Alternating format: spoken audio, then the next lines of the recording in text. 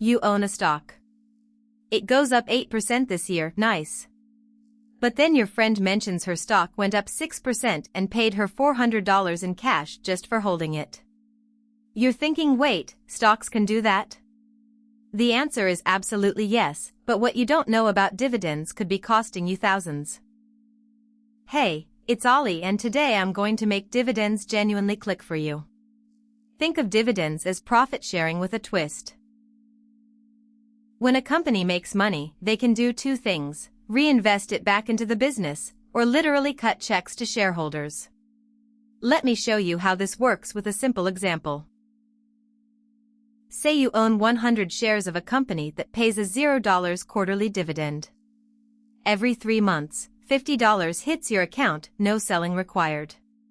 But here's where it gets interesting: not all dividend strategies are created equal. I've watched investors split into two camps, and the difference is fascinating. Camp 1 chases high yields. They want that 7%, 8%, even 10% annual payout right now.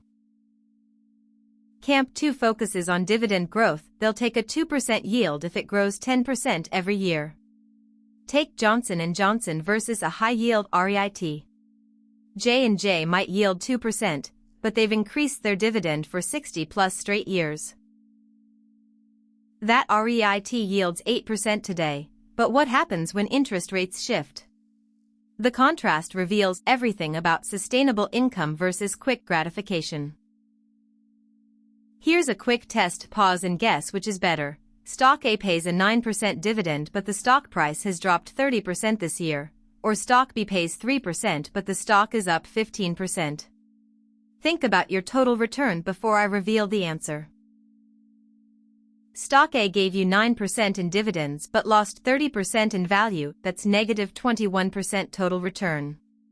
Stock B gave you 3% in dividends plus 15% appreciation, that's positive 18% total return. This is why dividend investing isn't just about the yield. Now let me warn you about the most dangerous dividend mistake I see. It's called a dividend trap, and it looks incredibly tempting on the surface. Picture this: you're browsing stocks and find one yielding 12%. Your eyes light up because that's incredible passive income, right? But here's the brutal reality: ultra-high yields often signal a company in distress.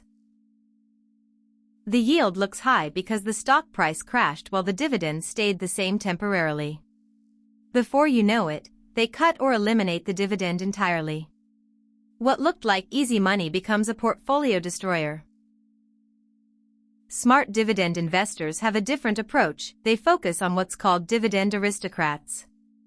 These are S&P 500 companies that have increased their dividend every single year for at least 25 years straight. Think about that commitment. Through recessions, market crashes, and economic uncertainty, these companies kept raising payouts to shareholders. Companies like Coca-Cola, McDonald's, and Walmart have built this track record because their business models generate consistent cash flow year after year. But the real magic isn't just the income, it's the compound growth that happens when dividends reinvest automatically.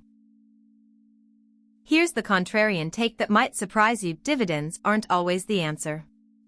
If you're young and focused on growth, dividends can actually work against you because they're taxed as income in the year you receive them. Meanwhile, growth stocks reinvest every dollar back into expansion, potentially creating more value long-term without the immediate tax hit. Amazon famously never paid dividends during its explosive growth phase. Investors who wanted income missed out on life-changing returns.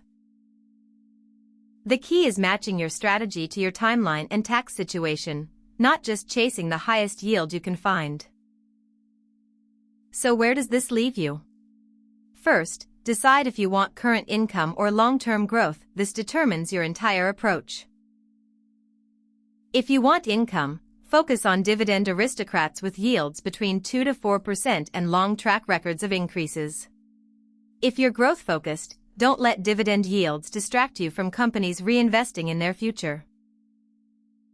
Second, never chase yields above 6% without understanding exactly why they're so high. Third, consider dividend reinvestment plans to compound your returns automatically. Drop your dividend strategy preference in the comments. Are you team high yield or team dividend growth? I read every single one and love seeing your approaches.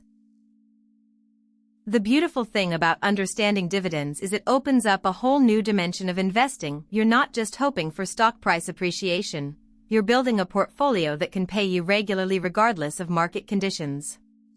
Whether you choose dividend growth or focus purely on capital gains, make sure your strategy aligns with your goals and timeline. For more investing insights that cut through the noise, check out nexusaicalls.com. I'll see you in the next one.